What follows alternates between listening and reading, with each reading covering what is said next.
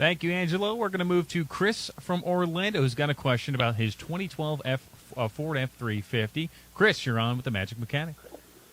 Hey, thanks for taking my call. First time I've called, but I listen regularly. All right.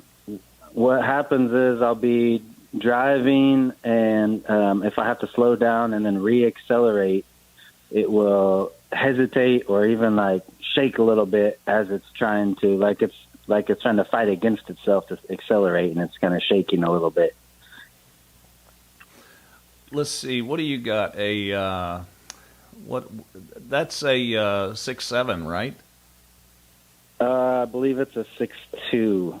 6.2. Oh, it's a gas motor. Yes, sir. Oh, okay. Yes, sir. I figured it being an F-350, it was probably a diesel. So when you back off the throttle and then you lightly re-accelerate, you're feeling, would you describe it as a shuddering type of sensation? Yeah, that would be a good way to describe it. Okay. How many miles do you have on it? About 110. Okay. Chris, have you serviced the transmission in this yet?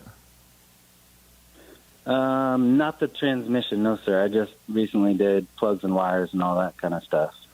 Yeah. Now, if you get in, if you're driving this thing and you just put your foot to the floor, does it misfire or anything? It runs pretty good? Yeah, it runs pretty good. Okay. Well, what you're dealing with most likely is a torque converter clutch shuddering. You know how you can cancel the overdrive when you do towing on these vehicles? Yep. What most likely has happened is what usually takes a torque converter clutch out of one of these is where somebody is doing a lot of towing with a vehicle, and they forget to take it out of, put it in tow mode.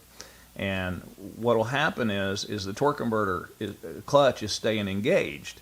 And when that takes place and happens, you get extreme wear on that torque converter clutch, and it slips some and it gets glazed over, and then the next thing you know, you'll take your foot off the gas, you'll reapply it, and then that torque converter clutch will slip a little bit, and when it does, you'll momentarily feel like you're going over a bumpy road or a railroad track or something, just a little shudder, da-da-da-da-da, and then it'll usually go ahead and get traction, and it'll go ahead and take off again.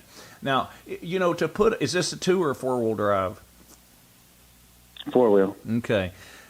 Well, it's a little more work. You got a transfer case hanging back here too. You're not making this easy on me, Chris. As it stands right now, listen, really the only thing that you could do, we could service the transmission on this thing, put AMSOIL in it, and put a conditioner in it to try to help deglaze the torque converter clutch. And if that doesn't work, your other alternative is to pull the transfer case and the transmission and put a new torque converter in it. But that's what you're pretty much dealing with. I can't make it sound any better than that.